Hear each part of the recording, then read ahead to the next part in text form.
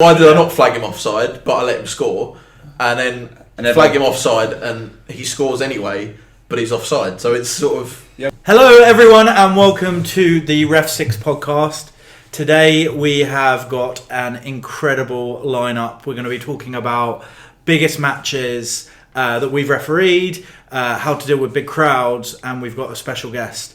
But first let me introduce my co-hosts. Dan? Dan was here for the last one. I'm a level 3 referee, and it's my second podcast with you guys. Awesome. And Jon from REFSIX. You've seen me in many vlogs and many podcasts before. And I'm Hassan. I'm a level 5 referee, founder of REFSIX, and today we have a special guest, Lucas Hooker, level 5 referee. Yep, that's me. And why have we got you here today? Apparently, I'd done a Sidemen game. There you go. Charity match. There you go. So we're going to be delving into your experience as an assistant referee on that game, because that was massive. Should we just go straight into it? Absolutely, let's go. So for those who don't know, about a month ago now, or 6 weeks? September. Oh, wow. A while back 2 months now. ago. There was a game that the Sidemen put on. The Sidemen are a group of British-based YouTubers who decided to put a charity match on at the Valley, Charlton's ground, and they invited some of the top kind of royalty, I guess, from YouTube, from all over the world, to go and play in that game. So Lucas, you were the assistant referee on that game. There was 27,000 people. I think it was a sellout of the stadium. Yep. And something crazy like 2.5 million people were watching it live. Yeah. So take us back right to the start. Like, how did that appointment come about? And did you even hesitate to accept it? So I was literally at work at the time. My dad texted me and was like, "When are you going on holiday?" And it was literally the Friday before the game that I was going away. And he said, "I've got a game that's just come up." He said it's with Mark Clattenburg in front of 28,000 people. And I just immediately in my head, because I wanted to go see the game myself, and immediately in my head knew exactly what the game was. And I texted him back. I said, "Don't worry about the holiday. I want it. It's mine." He texted me back and said, "Great, I'll pass your number on, pass your name on." 10 minutes later, I get a phone call from the other assistant, Steve, and he's basically just asking me a couple of questions, experience as a referee, what level I am and stuff like that. And it was just to get to know me so we can pass it on to Mark. And at the time, I'm still thinking, nah, this ain't true, this ain't happening. I go on my break at work and I get a text and it says, "You're on it, we've got you, you're part of the team." And I'm just still, nothing's processing. It's about 2 weeks before the game. It gets about a week before, he gives me all a rundown. Mark wants us to meet at this time, he wants us to meet at this gate. If you've got like your own kit, bring it just in case. And it was at this point the realisation is starting to kick in a little bit more.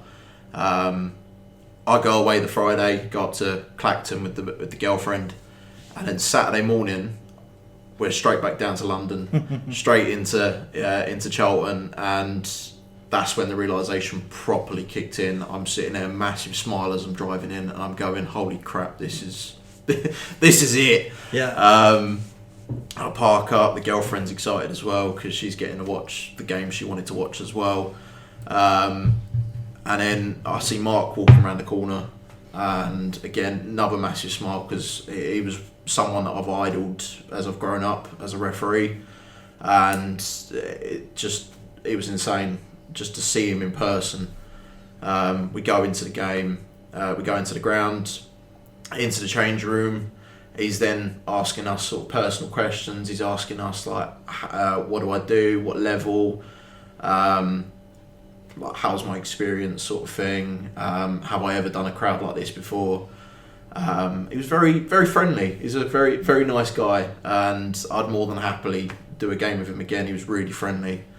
You get a couple of talks with the police and stuff to explain what's going to happen if this happens, what we need to do and stuff. There was a whole thing about penalty as well. If it goes to penalties, we have to have it at one end. Okay. And that confused me because I'm so used to coin toss, which end do we go? And then he's given us it's a very brief team talk that he gave us. It was, we're here for entertainment. Mm-hmm. This isn't a normal game. We're here for entertainment. We've got loads of people watching online. At the time, I think it was only something like 30,000 or something watching. And it was nothing. And they were all saying, oh, we'll only get maybe 500,000 watching online and whatever. So I was like, okay, cool, nothing sort of massive. That's still loads, though. Yeah. It's still a lot, but it's sort of, it's online, so they're not there. Yeah. The main worry is that crowd that's there. And he goes, I want obvious offsides. I don't want anything too sort of controversial, nothing close, nothing tight. If it goes in or something like that, and we can let it go, let it go. I was like, all right, no worries, that's not a problem. It's all gone in, all into my head. We come out the change room. There's no warm up. We're not doing a warm up for whatever reason. That confused me. I wanted to see the crowd first. Yeah. Oh, so the first time you actually saw the crowd was when you walked out? It was literally the walkout. What was the biggest crowd you'd done before this? Biggest crowd was probably about 100. Oh wow! So massive step up. Yeah, it's a bit of a difference. Go out into the tunnel. We're all kitted up, ready to go. One of the sidemen, Toby. I've refereed him a couple of times. Sunday League. He sees me, massive smile on his face, comes over, gives me a hug, says hi. That's class. Like, how did I get this sort of thing? Like going from Sunday League to suddenly doing one of their games. And then it was at that moment where we're lined up, we're getting ready to go. It's on the live stream. I've watched it a few times because I can see in my face the nerves. And then that was it. Off we go. Like, out we go. And it was at that moment I'm ready. I'm going. The stadium erupted and I went, oh no. Immediate fear kicked in and adrenaline at the same time. Yeah. It was like being a child again, sort of thing. Like, I was so excited that this is happening. This is a massive game. 28,000 people were screaming all four corners around me, and it was like, this is not real. This is not real. Change of underwear required. 100%. Half time. That was it. It was shorts, everything. So, before we go into a bit more detail, like, I feel like that's your game that you're talking about. We're going to go into more depth. Is on a different level, right? Yeah. That is like, the everyone who's playing. It's celebrity kind of environment, and it's entertainment, right? It's not effectively going to impact your refereeing career, other than you're going to learn a lot, hopefully, and enjoy it. But in terms of our games, like, how many can you relate to that? Like the buzz of getting to that next level and going out. Okay, it's not 27,000. You've had a few thousand at your games. I think the most I've had is maybe 500 people. But like, how you can physically notice the crowd there, right? Like, do you feel it or not? Yeah, you definitely notice it, especially when it gets into four figures. I think obviously I can't compete with a 5-figure crowd, but I've definitely never refereed a game and been in the middle for anything more than, say, 600-700 people. Okay. But operating as a fourth official in the National League like you do, John, that's probably the games in which we've had the most people, and you definitely feel the crowd there, especially when it's a smaller stadium. Obviously the Valley, not a small ground, but a small-ish stadium for a National League team can feel like the crowd are right on top of you sometimes. So it definitely feels more intimate, and you definitely notice, you can hear pretty much everything that's being said. I agree and disagree with that. I think, like you say, the crowd, you definitely know it's there. They make it very known who they are. But for example, when we go out and referee in front of 100 people, it's a lot more personal, as in you know exactly who's saying what to you. Yeah. In terms of, congratulating your decisions, shall we say. You can pinpoint them, who they are in the crowd, and you can hear them very loudly and very easily. Whereas 3,500 people, which was at Dorking, you don't necessarily know who it is, and it can be quite drowned out actually. So you don't actually necessarily know it's coming unless you completely drop a clanger and everyone in the crowd is behind you. Yeah. That would be the only difference. I think the individuals, that, oh my goodness, referee, I can't believe you've given that, are actually quite mellowed out and toned out because of the atmosphere. unless you give an offside in front of 27,000 people. Yeah. And I'm guessing you felt the pressure. You talked about the nerves, right? Yeah. But like, does it add to the pressure knowing that there's thousands of people at your games now? It definitely raises anxiety levels in a good way. You know, without going into the real theory behind it. You know, the more anxiety you get, sometimes the better you perform. It definitely psychs you up in a different way. But the first time you do it, it is quite a shock to the system. I don't know how you found it, but you have to learn to absorb it without smiling too much, especially at National League level, where you've got to be very deadpan, something as I'm sure many people will be aware. Just be professional about it. Yeah. Yeah. But it is quite difficult to do because you want to smile, you want to, you know, show that you're enjoying the day out, take it in, but you have to. It's about smiling at the right time, right? Yeah. Obviously, you're not going to be smiling if there's a mass confrontation going on, and you've got to be involved in making big decisions or helping the referee or the assistants out when you're the fourth official. But I definitely think that, like you said, I think there's a good level of anxiety or a good level of nerves. I think it shows that you care. If you're not nervous at all, then something's not right. And I think there's a good level of nerves that will push you through and help you to perform better. I think some of the best referees around the world will say that they perform better under pressure. And have you had to deal with like more of a hostile crowd when you've made a offside call or something that the fans disagreed with? How do you block out that extra noise that you're going to get from extra fans being there?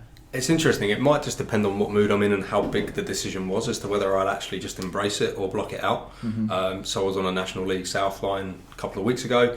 I won't obviously name the teams or game for obvious reasons, but the away fans were particularly displeased with even just the number of throw-ins that I was giving to the home team. And obviously these are minor decisions in the game. Yeah. And there's comments about your abilities as an assistant, and there's comments on your comments on your demeanour on a personal level, or even your family members or stuff like that. And sometimes it goes a little bit too far. On that occasion, for me, that game was one where the away fans were the least nice that I had to deal with or had to worry about.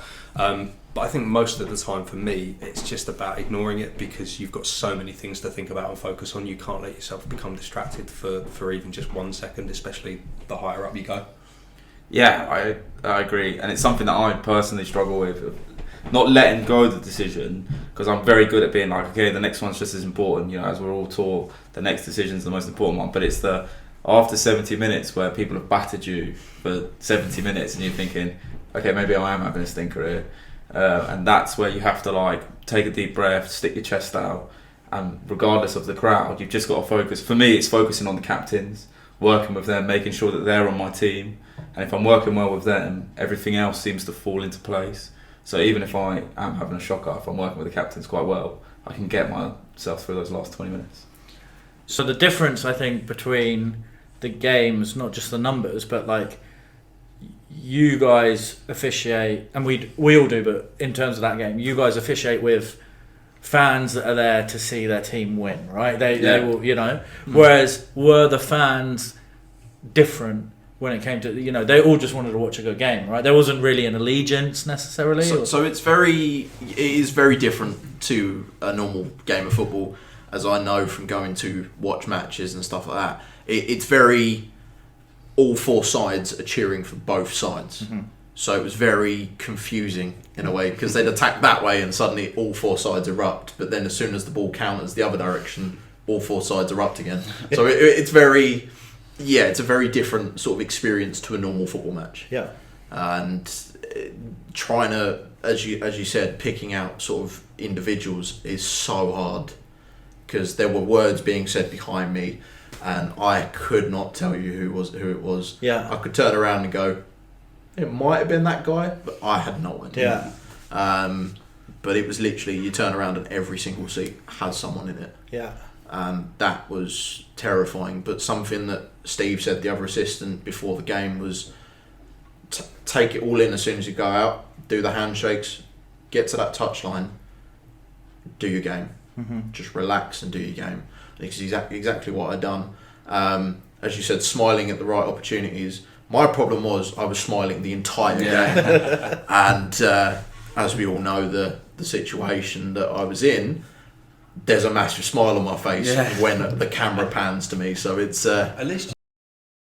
Yeah, So you've been consistent, which is Yeah. more than what some people say Yeah. say about referees. So.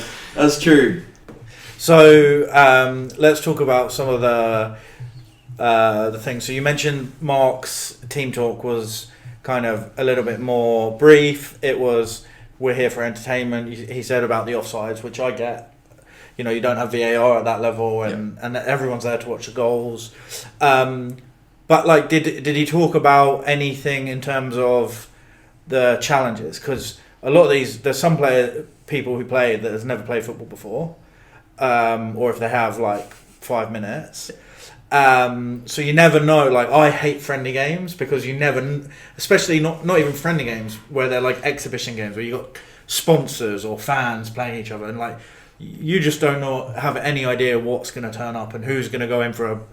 Not necessarily a rash, like a bad. Well, it turns out to be a bad challenge. They don't maybe intend it, but they're, you know, and that happened at least from what I was watching within the first minute. Yeah. So did Mark talk about how he was going to either deal with that or how you guys should deal with that, or not really? So again, it was very brief. It was challenges. He's going to let go as best as possible. We're here to play football, sort of thing. So he was going to play on as best as he could. As we saw in Soccer Aid earlier in the year, he was letting challenges go here, there and everywhere. Like Munya, the host for the Sidemen game, he put in a challenge during the Soccer Aid. It was a very questionable challenge, but Mark let it go. And it's things like that. And as we saw in the Sidemen game, the 16th second, Speed went absolutely flying into KSI, wiped him out, and I'm sitting there going, oh, and Mark just goes, keep going. It was like, okay, this is how we're going to go, sure. If you were the referee, what card are you giving for that challenge? It's a very orange. Yeah. It's sort of a 16th second. I'm going yellow, to be fair, so early in the game. I haven't seen that specific one, but we were talking prior to recording about the one in about the 20th minute. I think I saw it on Twitter, and it was Speed again making that tackle. And it was just a nailed on red card all day long, according to the laws of the game. But in an exhibition match like that, you're approaching it a bit differently. You're refereeing the game differently. Not to say that's right or wrong, but it's just a different approach to how you handle it. I think it's tricky as well because all the players know each other. Yeah. So they know what they were going to expect from certain players like him. Oh, Speed was giving it the beans on Twitter as well, wasn't he? Like, can you imagine footballers doing that? Being like, I'm going to snap you in two. Like, before you go in, not too many prejudged. He was so mouthy on social media before the game. It was brilliant. So did you, before we get into more of the game, like, I'm intrigued by like your preparation for it. So you find out 2 weeks before the game you're doing it. Like, what's going through your mind other than the excitement? Are you nervous as you go into it? Are you doing any extra fitness, or are you like, what are you doing in that lead up to that 2 weeks? He's groveling to the missus saying sorry on holiday. That's what he's saying. That's what he's doing. No, the first week it was nerves and disbelief sort of thing at the start. I think I started eating more, to be fair, rather than fitness. And then as we built into the second week, I had a game the week before. Can't remember where it was. Done my ankle. Oh, okay. And I'm sitting there going, crap. And it was about 3 days. I had to like come off work for a couple of days. It was done. And I'm sitting there. It got to Wednesday, and I'm like, I don't think I can do it. And I bandaged it like absolutely nobody's business. And my ankle was probably about that big. Like, it was so big for like inside. And it got to the day, and I'm still limping. I'm going, right, I've just got to power through it. I've got to get through it. And adrenaline just pushed me through instantly. And ibuprofen probably. Yeah. You know what? I didn't take any. No. I think that raises quite a good point though, in all seriousness. Like, we were talking about training last week. I train 5 times a week, you train 5 times a week. Not everyone, everyone saw the reaction of your face at fitness last week. Say that. In all seriousness, I think Frank Lampard made a great point about footballers. Like, how often are you going into a game 100% fit? Mm-hmm. Like, everyone's got like knocks and niggles. Like, that's a great point. Like, you've come up to a game thinking, maybe I'm not 100% here. Like, how do you boys deal with that kind of stuff? I think sometimes the best thing to do is that if you are obviously truly injured, you can't perform at the level you need to for a game that you're going to go into, and you have to say, I can't do it. Obviously, in your case, it was fortunate that you didn't have to do that. Yeah. But I think even for, hopefully as referees we have long careers, and I don't think necessarily jeopardising that long career for one game is worth it. Okay, then let me put this into perspective. I can't think who the referee was, but he did Barcelona. It was Bjorn Kuipers. Yes. Did Barcelona Liverpool, and he had a torn calf or a pulled calf. It's the biggest game of his career so far. Yeah. It's the biggest game of your career so far. Yeah. Oh, don't get me wrong. It's Are you easier said than done. Yeah, no. But I have a really good example. Last year, I got an FA Cup appointment, and effectively I was running the line to two teams who were the level above what I would normally be able to do, right? Yeah. So this was a big game for me, and I was fine all week. The night before, I get out of my car and I feel something in my foot, and I'm in agony, and I'm just like hoping all night that I'll be fine. I woke up the next morning, I couldn't walk. I had tendonitis, and I couldn't do anything.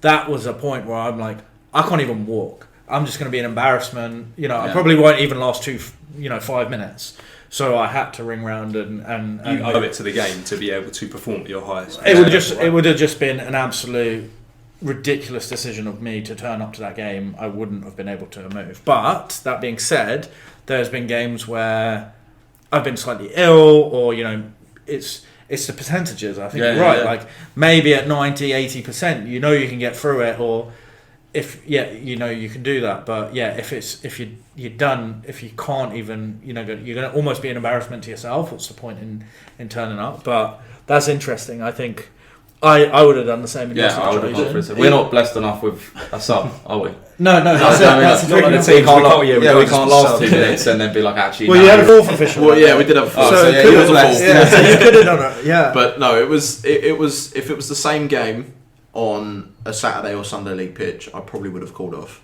Because I knew that it was on a professional. It's the biggest game of your ground. Yeah. I knew the ground was going to be somewhat level. I thought my ankle was not going to take any more damage. It should be fine, and it was. Fine? Yeah. So literally 2 days later, I was able to sort of take the bandage off, and I was all right. Yeah, nice. But it was having that ability to look at it and go, the pitch is going to be relatively flat. I don't see me going down, and in front of 2.5 million people would have absolutely ruined me. At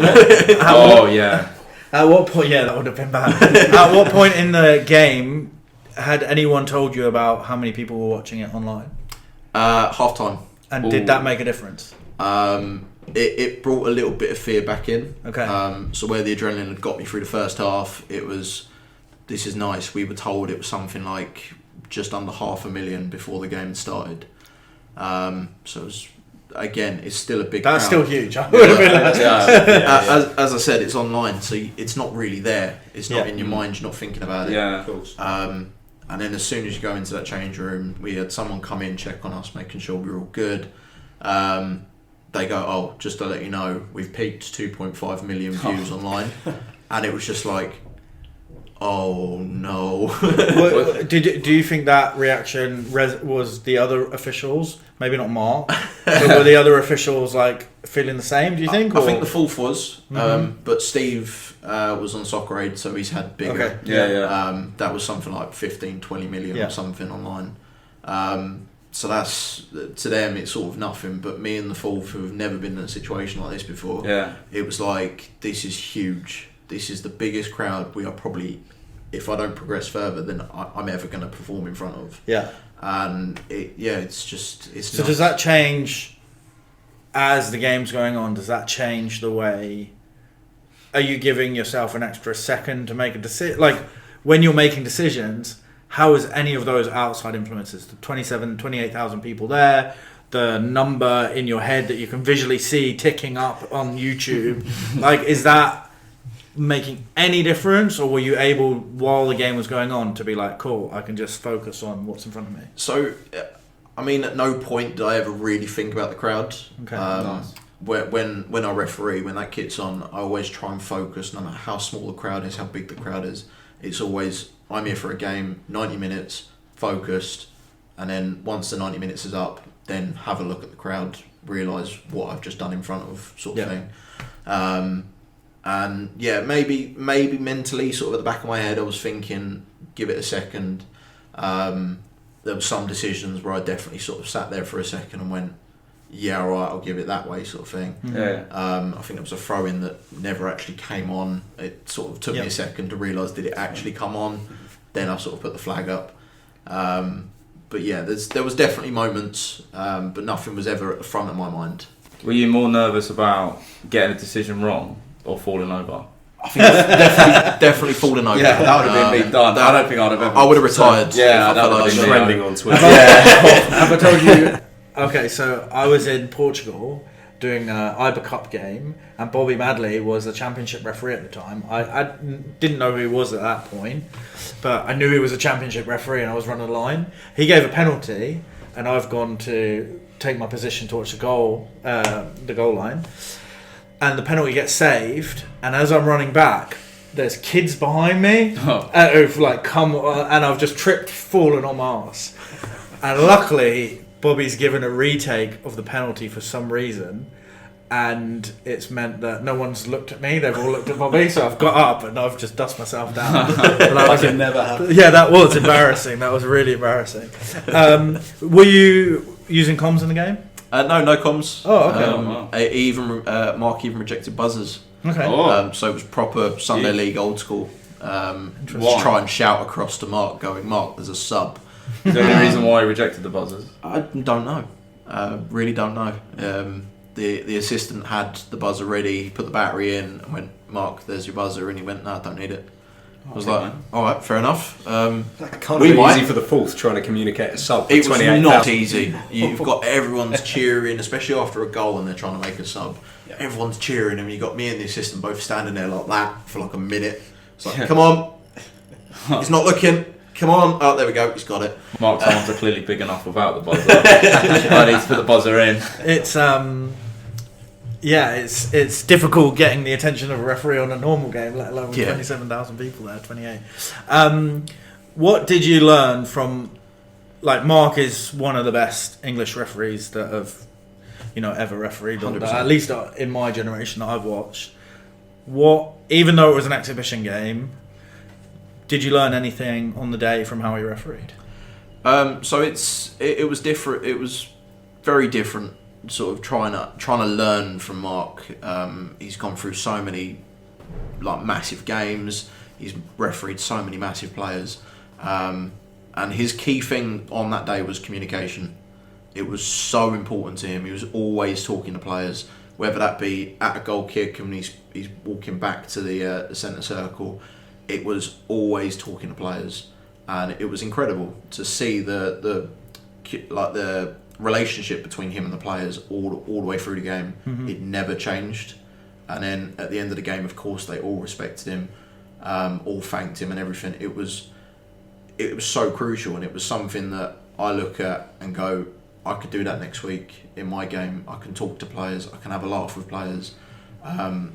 Even though it might be a crucial rival league game, I can still have that attempt to have that communication with the players.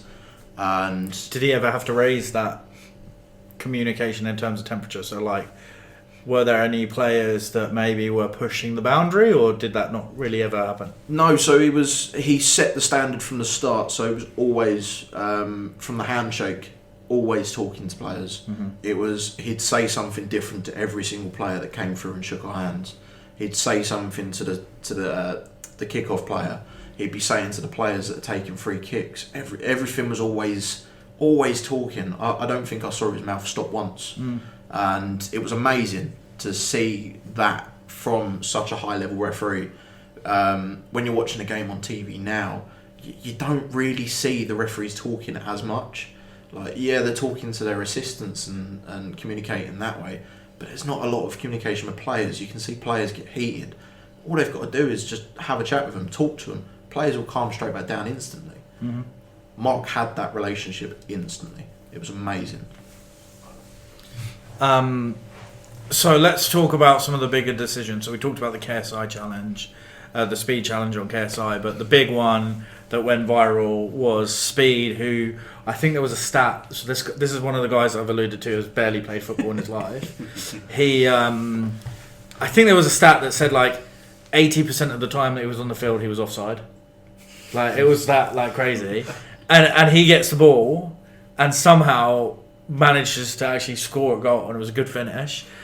He runs off and celebrates and does a Ronaldo Sue into the crowd, and then all of a sudden the camera pans over to you with your flag up in the air. What was going through your mind at that time? Were you like, I wish I kept my flag down, or what was your thoughts? So there's definitely two sides to it. It was definitely I should have kept it down, because suddenly it became one of the biggest things on Twitter for like 3 days. But at the same time, it had to go up. It made the entertainment, which is exactly what Mark wanted. It was a beautiful through ball, I'm not going to lie. And as soon as it hit Speed, and Speed was off into the box, took that shot. As he took the shot, the flag then went up. Because I thought, he ain't going to score. It ain't going in. And then it goes in, and I'm sitting there going, oh no. Did you feel the camera on you at that point? I felt everything on me. 28,000 like pairs of eyes there on was you. there was a lot of eyes on me suddenly. It was like the flag had gone up. Haven't even panned across to see if the camera's even looking. And I can hear a few people behind me sort of thing. There was a few words sort of shouting across, you should have let it go. More explicit words. I was that far offside though. If you don't give that, everyone's looking at you thinking, it goes back to the match instructions. It was you want entertainment, but you also want the obvious offsides. So again, back to the match instructions. He wanted entertainment, but wanted the obvious offsides. Yeah. And it's exactly what it was. And it's exactly what Mark wanted. So after the game, I got congratulated by Mark. He said, that's what I wanted. Yeah, entertainment. It made the game. Everyone had a laugh. And we saw the whole Speed yellow card situation where he whipped Mark with a shirt. Yeah, that's but it all built up to one whole situation of entertainment, and it blew up on TikTok, blew up on Twitter, and everyone loved it. So, did you get any? So I guess coming back to your games, like in terms of social. Do you ever check social media after games to look for comments? You can have the real answer or the professional answer, but like, let's say, not do you still do it? Have you done it in the past, and have you gained anything from doing it? I'm going to start this one. So I think there are two types of people in the world. There are the people that admit to looking at their games on Twitter, and liars. And I don't look. No, I'm joking. No, I do look, and it is horrendous. The problem is my dad doesn't come to watch my games, and is a referee, and he checks Twitter for me. I also have 8 very, very good friends that are almost detectives at this point. We will always let you know about it. If you're getting called out or dug out on Twitter, we will always let you know. If we all know where each other's games are, we're all checking Twitter at half time or at full time. And if anyone's dropped a clanger, and it's like, straight in the group chat. So if I don't look at it, it's in front of me, and I've been pelted with it, proper pelted with it. I don't know about you. I'm happy to say I used to look at it, and I still do. As recently as a game I had on Saturday this weekend just gone, and you look at it maybe on a Saturday evening, but I think it's important to recognise you should only really be doing that if you've definitely got the mental resilience to be able to deal with what's being said. I definitely wouldn't say it's something to look at if you're going to be affected by it.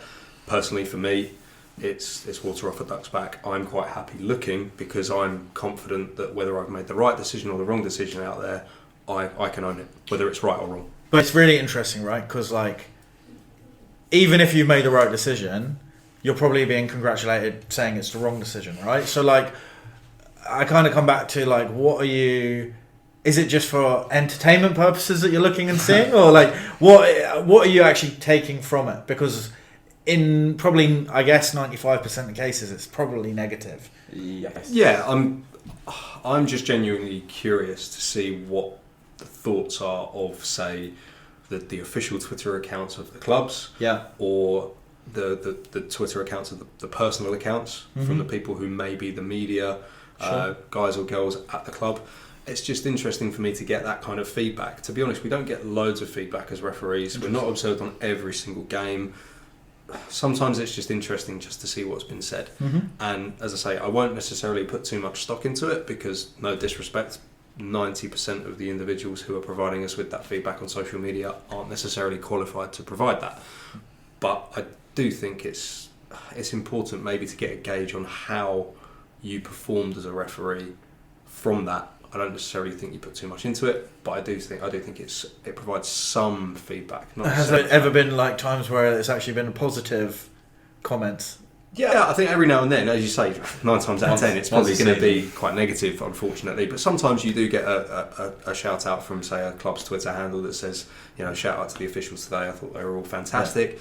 And that happens once in a blue moon. But John's looking like it never happened. John's looking very puzzled. He's never had that. No, I had it once. And it was this season. It does happen, and it is really nice when that does happen. Yeah. Because you like that positive recognition as well. I think you've also got to remember there are 2 football teams. Yeah, one wins 1-0 and gets a penalty. One loses 1-0 and has conceded a penalty.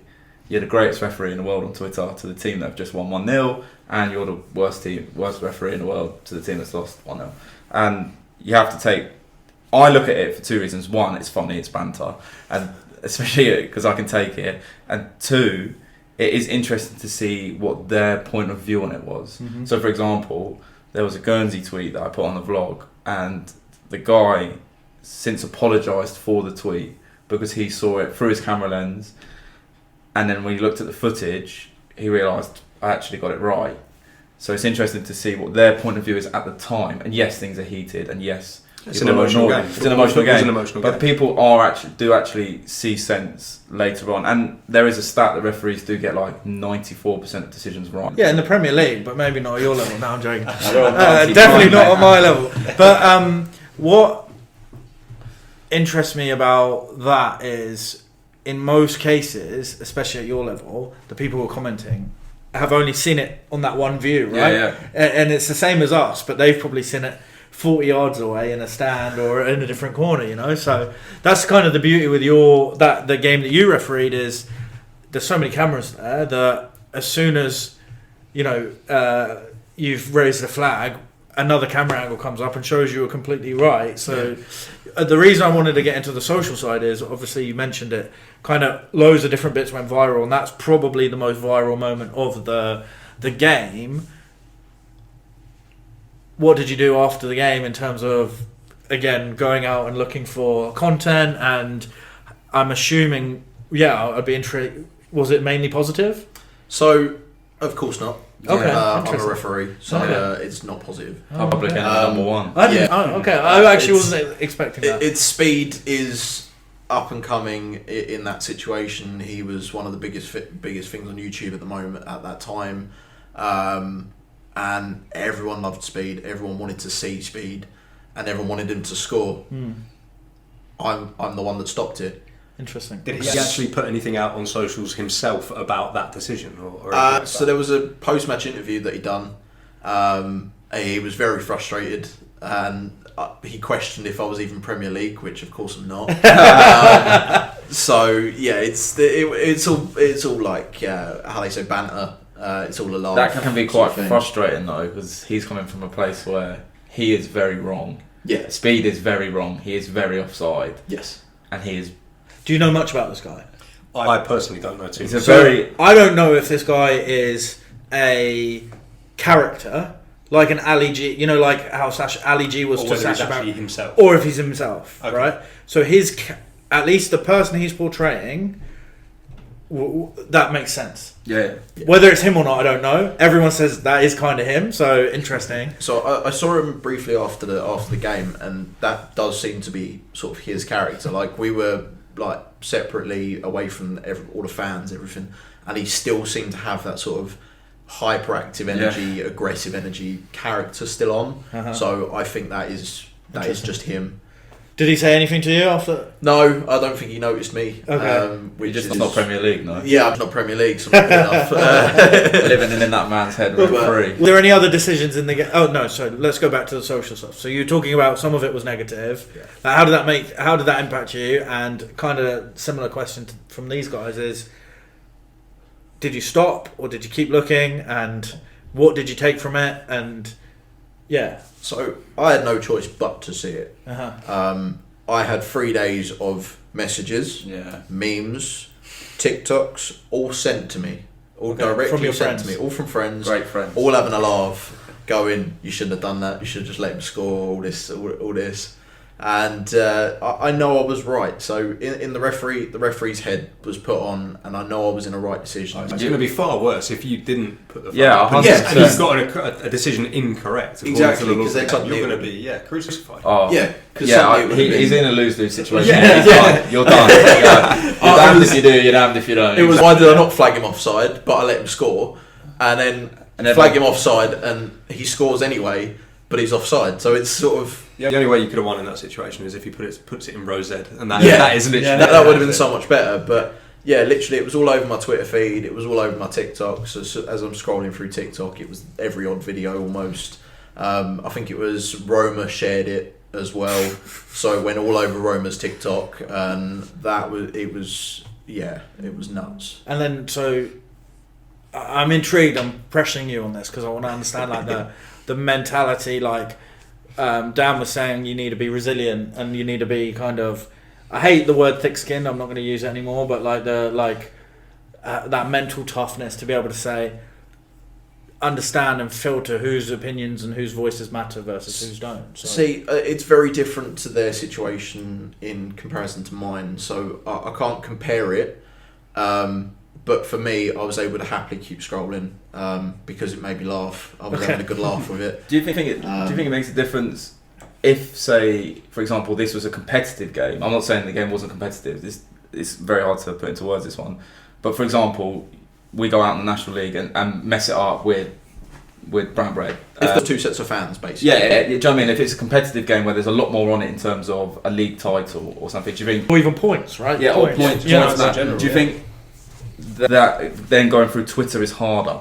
Because I think for friendlies, I don't know about you, friendlies, whatever you want to call them, I can go through Twitter. Potentially like, a big decision is less consequential in a game like that. So do you think that's why it was slightly easier for you?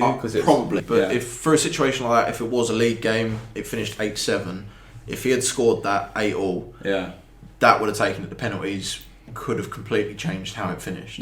So for a league game, that I would have stayed away from social media. 100%. Because I would have been seen as the criminal, the bad guy. You still were anyway, mate. Still, but in that situation, it's just social media would have been a no-go for me. Nice, that's a fair point. Yeah. Fair. I think Hassan, you mentioned obviously about being mentally resilient. I think it's really important. We talked about potentially having to come off games because of physical injury. Mm-hmm. I think obviously something that's maybe coming to the fore more in the 21st century is about mental health. Yeah. And I think it's just as important. Obviously, I appreciate I'm jumping a bit back here, but in terms of mental health, I think that's obviously really important. As a referee, you have such a responsibility on that pitch that you've also got to be mentally in the right place to go 100%. Into a game. So I think it's just important to highlight to the audience out there, mental health is just as important as physical health when it comes to going out on the pitch.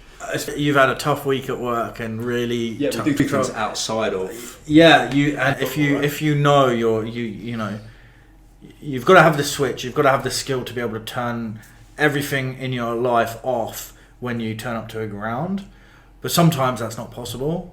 And if you know that's going to be the case, maybe the best time, that might be another time where you say, actually, it's not for me today, I need a swap. But no, that's a really good point.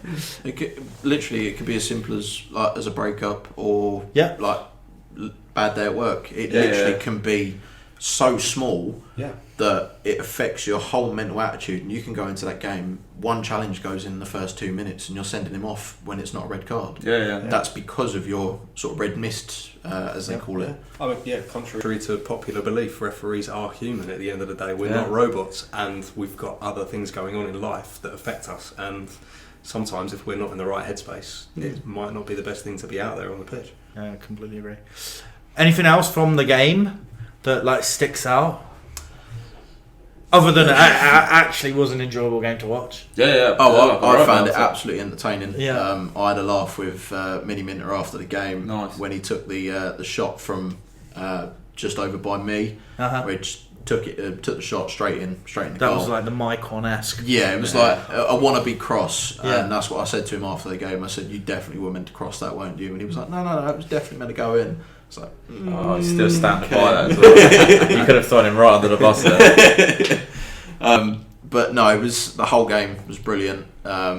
It got me going. It got me sort of running. I was definitely puffing at the end, even though I'd done only 5 kilometres or something. But it was the sprints. It wasn't just like occasional jogs. It was their attacking, the ball's going forward, and it's off. Yeah. So it was very sort of tiring, rather than sort of endurance. And this is a weird question to ask, and it's a good question for you guys as well. You said that might be your biggest game. Have you done? And you said you haven't done a game since, and you're doing a game this weekend. Do you think the feeling of refereeing a game when there's going to be 12 people there in the crowd is going to make the experience still as fun to referee? So refereeing's always fun. Okay. It's always fun to get out. So it's the political answer there. Straight out of the book. Every opportunity I get, I try and get a game, go out and enjoy it, sort of thing. Every game's different. Whether it's the same 2 teams, it's always going to be a different game. Yeah. The game I have this weekend, I know is going to be a crowd. There's usually about 100 or so, so I know there's going to be some stick, and I try and have a bit of banter with the fans. If they're going to give me some stick, then I'll have a laugh with them. Yeah. So it's just see how it goes, really. Yeah, interesting. But definitely won't be as fun as a couple of months ago. Yeah. Have you found that in your games, like getting up for a game where you've got a big crowd and it's a big? So you mentioned you had like National League games, and then having to go maybe where I don't know if you did it in the end, but you had a week off. So you went and did like a junior game of football. Yeah. You chose to do that. I chose to do that, so that was on me. That was on for my sins. So yeah, no, I think it goes 2 ways for me. I don't know about you. So for example, the Dorking game, the 3,500 people, like I was pumped, cloud 9. But it wants you to gives you that taste of it, and then you want to go back into it, like straight back into football. Like I was ready, and I did that junior game the next day. I was like ready to go. Sometimes it goes the other way in terms of, well, it's just not as big, is it? Like it's not the same. But for me, it's like it gives you a taste. Like in an upcoming vlog, I won't mention the team, but I go to this ground, shall we say, and it gave me a taste of what I wanted. And it's kind of like, well, I want to keep doing this, and you know, it doesn't matter what ground you go to next. You're kind of like the last game's in the back of your head, thinking, but I've done it like this, and that's now the target. So for me, it sort of puts a target on the next game to be like, okay, well, I've got to do well today, because then I can get another taste of what is to come. So you're basically using it as a performance kind of enhancer, in the sense that like that experience is like, okay, I want to get back to that. Yeah. So whatever game I'm going to do next, I'm going to perform so well that I get back. So that okay. Yeah, it's interesting. For the game that I was 4th official for at Dorking, excuse me, it was quite an interesting one where I felt like I had a lot of excess energy afterwards, because as 4th official, you've not done a lot of running around, you've still got a bit of adrenaline pumping, and I think we met up in the evening, and you were on the line. I was at Three Bridges. Yeah, and I think it was we went for a run, didn't we? Yeah. And part of that was because, or twofold, I wanted to actually get a physical session in that day, because obviously as 4th official, I'm not actually running around. And partly, a second part of that was that I actually had excess energy to use. I felt like I needed to get the adrenaline out of my system a little bit. So you do definitely get that high from refereeing in front of, or officiating in front of a bigger crowd. I think, like you said, the political answer is that you kind of just have to approach each game the same, as to whether there's 100 people there, 1,000 people there. You know, you owe to the game to referee to the best of your ability. Granted, maybe a game with more fans, maybe a little bit more enjoyable, but I still think you just depends on your performance, I guess. It does, but and obviously not. Hopefully, you're not influenced by the crowd and that bigger crowd in a negative way. As I said earlier, hopefully the pressure brings out the best in you, like it does for the best referees in the world. So not you then? No, definitely, definitely not me. What happened after the game?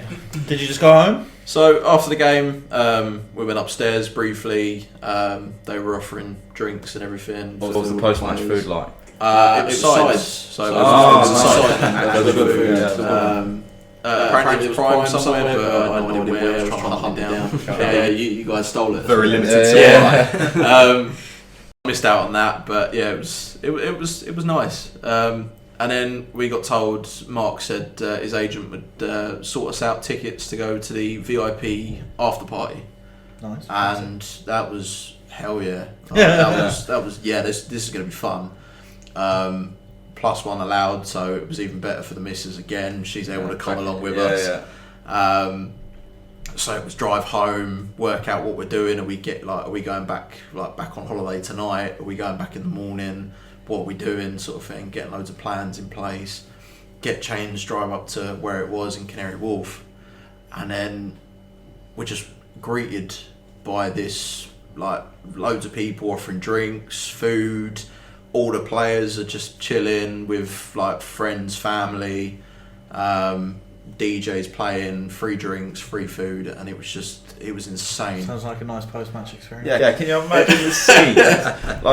We drop a clanger, and then they're like, "Oh, by the way, we're FC on a night out later." I was like, "Oh, dang!" It was great because there was other celebs that hadn't played in the game that were there, so we got to meet with them, have a chat with them. It felt like a normal environment almost, because it was they've got millions of views online, and they're looked at by youngsters as this massive idol, and we're in this building with them just having a casual chat with them, and we're just having normal conversations. They're asking me what I do, we're having chats with them about what they've done before their videos and stuff like that, and it felt so normal and it felt nice at the same time, and it was an incredible experience. Did they ask you why you referee? No, they didn't. I wonder why. Yeah. So, no, thank you so much for coming along. That was awesome. Do you have any other questions around?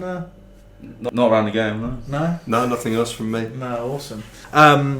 What we're going to do is we're going to start to talk about the World Cup very briefly, because we're already at 50 minutes, so that was awesome. Before we get into that, I've got something that I haven't prepared you for.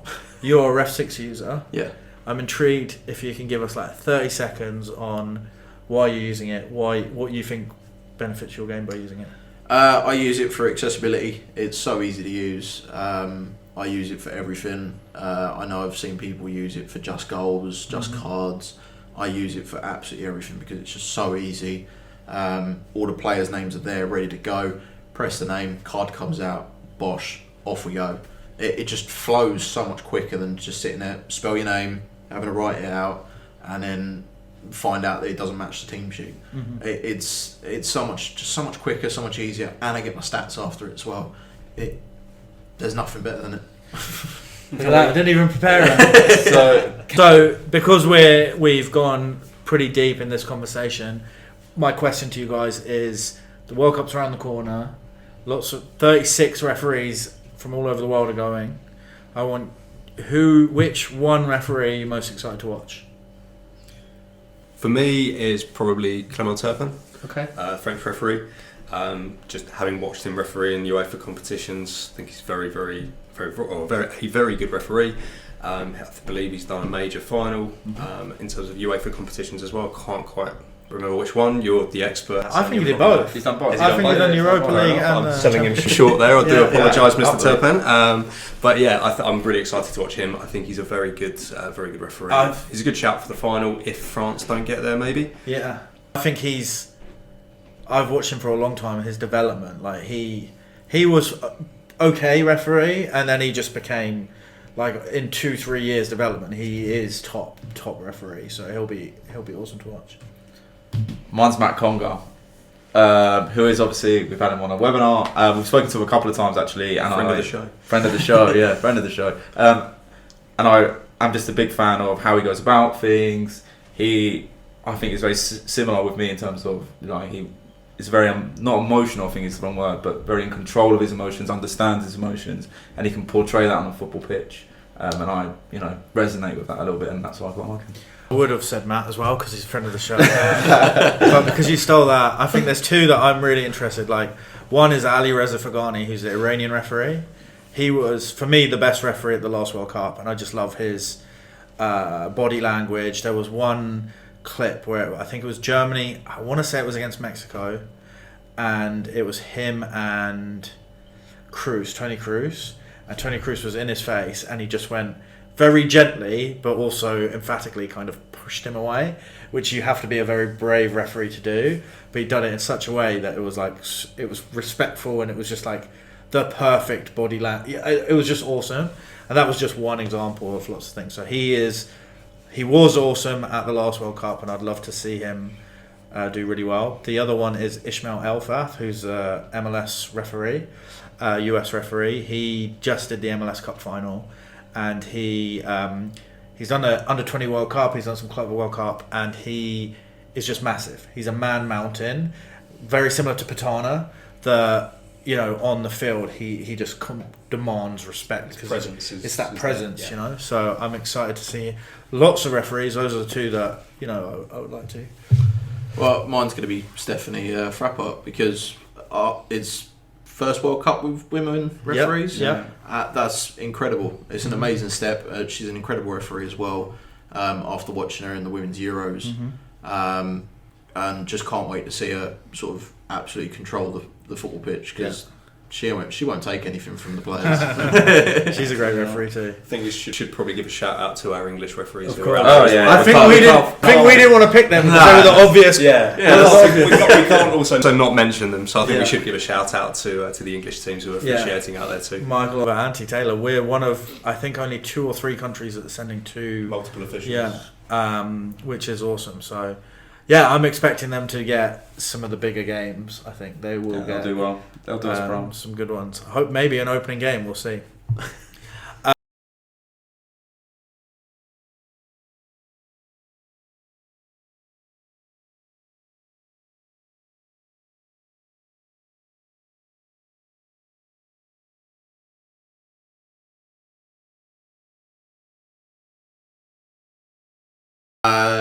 So not in any order at all. No. It's fitness was one at the start, because I started so young. I was 14 when I started.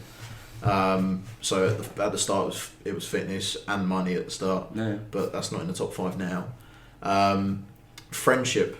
Yeah. I've made so many new friends as a referee. Older than me, younger than me, and it's been amazing, because I've been able to pass it down to the younger referees.